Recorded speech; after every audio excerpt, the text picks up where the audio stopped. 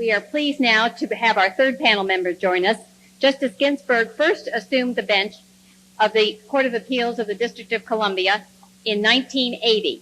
She was appointed an Associate Justice of the Supreme Court in 1993.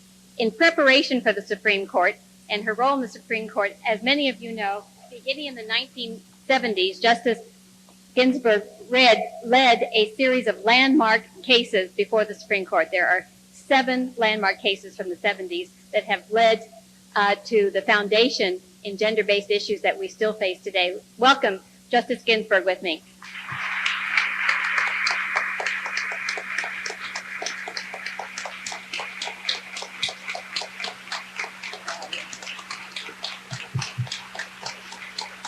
Thank you.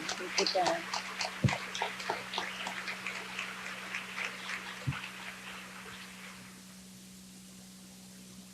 When I accepted the invitation to be with you at this conference, I did not know how thankful I would be just to be here.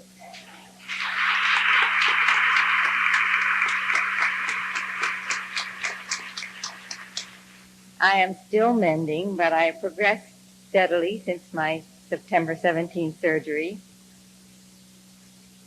Your invitation, though I remain a little wobbly, was irresistible, for I first became a member of the Women's Forum in the 1970s,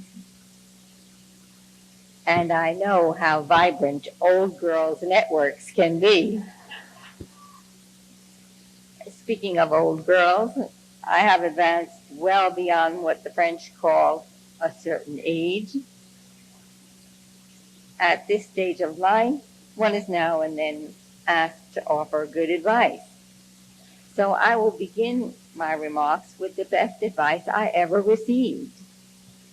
That advice, which I have repeated on numerous occasions, was given me by my mother-in-law on my wedding day. She had a prescription for a happy, enduring marriage. It pays, Mother said, it pays sometimes to be a little deaf.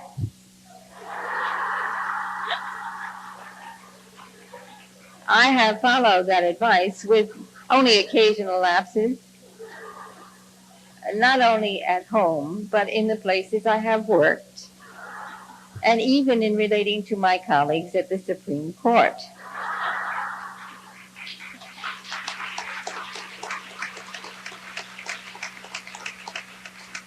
It is important to be a good listener if you want to work effectively with others, but it also pays sometimes to be a little deaf. For example, in my current position, when a colleague or an academic commentator or a journalist writes that an opinion on which I labored endless hours, worrying over every word, is sloppy, smug, strange, or profoundly misguided, and I am making none of those up. My mother had an idea of a similar kind when she admonished me constantly once I reached my teens to be a lady.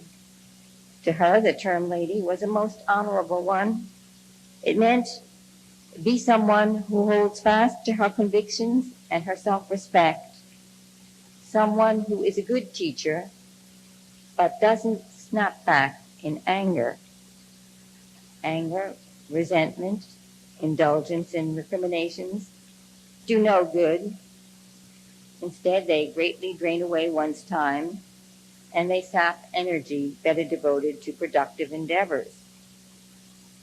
Further advice that has served me well, a colleague from my starting days on the U.S. Court of Appeals for the D.C. Circuit, Judge Edward Tam, counseled me at my investiture in 1980, do the very best job you can in each case. But when the job is done, don't look back, don't worry over finished work, go on to the next challenge and give it your all. Turning from advice, let me devote the remainder of these remarks to what it means to me to be as I am often billed, and as indeed I am, and as I believe all people here are, a feminist.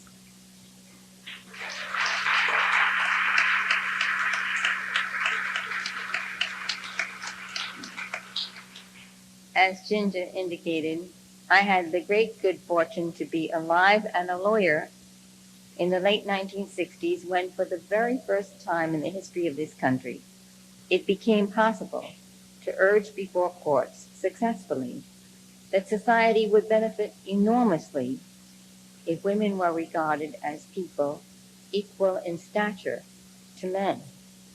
In my college years, 1950 to 1954, it was widely thought that women were not suited for many of life's occupations: lawyering and bartending, banking and brokering, military service, foreign service, piloting planes, jury service, tenured positions at universities, to take just a few of many examples that now seem ancient.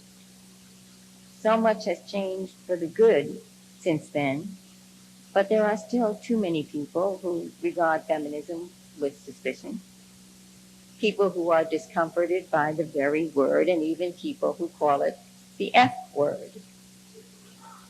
A case in point, on June 26, 1996, with only one dissenting opinion, the United States Supreme Court held that under the Constitution's equal protection principle, the Commonwealth of Virginia could not exclude from a public military college, the Virginia Military Institute, VMI, women who wished to attend and could meet all the entrance requirements.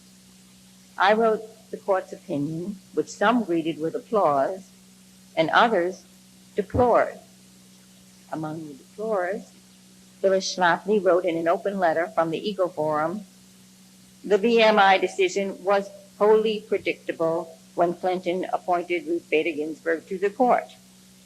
Her activist determination to write her radical feminist goals into the Constitution was laid out in her published writings, but no senator questioned her about them. Every senator who voted for her confirmation shares in the shame of this decision, while also sharing in the shame, or in my judgment, the good sense and the legal fidelity of the decision, were 6 of my colleagues. For in truth, the VMI case was not about the military or the viability of single-sex schools.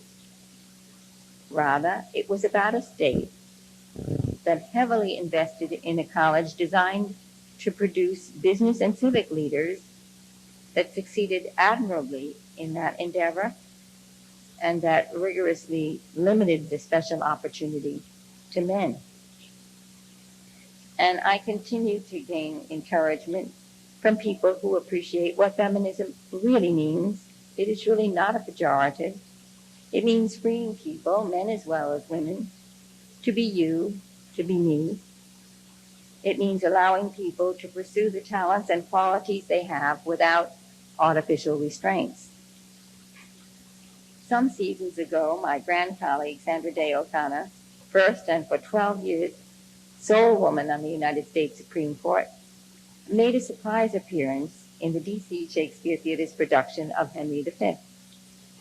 She played the role of Isabel, Queen of France, and she spoke the famous line, "Haply, a woman's voice may do some good." Indeed it may. Just one illustration called to my attention by Justice O'Connor.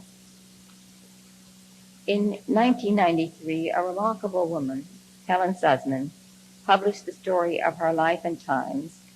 The book is called In No Uncertain Terms. For many years, Sussman was the sole voice against apartheid in South Africa's parliament. She was the lone woman in that legislative chamber. She recounts this scolding she received from another member of parliament. "The honorable member must stop chattering. She is in the habit of chattering continually. If my wife chattered like that honorable member, I would know what to do with her. There is nothing that works on my nerves more than a woman who continually interrupts me. She is like water. dripping on a tin roof. That was in 1965. The honorable member was chattering about the need to end apartheid. The scolding came from the mouth of former President of South Africa, P.W. Botha, who later learned that Voices for Democracy can do more than grate on the nerves of oppressors.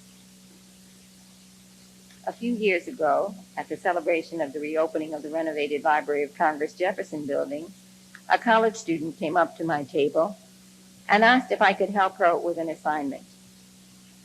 She had one question, and she hoped to compose her paper by asking people attending the celebration to respond. What she asked, it I think, was the largest problem for the next century. My mind raced past privacy concerns in the electronic age, assisted suicide, deadly weapons, outer space. I thought of Helen Suzman's chattering. I thought of Thurgood Marshall's praise of the evolution of the constitutional concept, we the people, to include once excluded, ignored, or undervalued people, and then of the United States motto, E pluribus unum, of many one. The challenge is to make and keep our communities places where we can understand, accommodate, and even celebrate our differences while pulling together for the common good. Of many one is the main aspiration, I believe. It is my hope for my country and for our world. Every day, because of the good job in which Fortune, the President, and Congress have placed me, I receive request letters from people across the country. Some want my autograph, and thank you not, with an auto pen. Others want something I have worn, most often old shoes. Still others seek counsel or encouragement. And my current answer is, in the open society that is the American ideal, no door should be closed to people willing to spend the hours of effort needed to make dreams come true. So hold fast to your dreams and work hard to make them a reality. And as you pursue your path in life, leave tracks. Just as others have been way pavers for your achievements, so you should aid those who will follow in your way. Think of your parents and teachers, of their efforts and hopes for you, and then of your children or children to be, even grandchildren, of the world they will inhabit. Do your part to help move society to the place you would like it to be for the health and well-being of generations following your own. On the Jewish New Year, which was celebrated last month, Rosh Hashanah, a special prayer is read in some synagogues. The prayer was called to my attention by a Cincinnati, Ohio, U.S. District Judge, Susan J. DeLotte. It contains these lines: birth is a beginning and death a destination, and life is a journey from ignorance to knowing, from foolishness to discretion, and then perhaps to wisdom. May all involved in International Women's Forum endeavors continue on course, learning and knowing evermore, and may all assembled here gain satisfaction, pleasure, and wisdom as we proceed along life's way.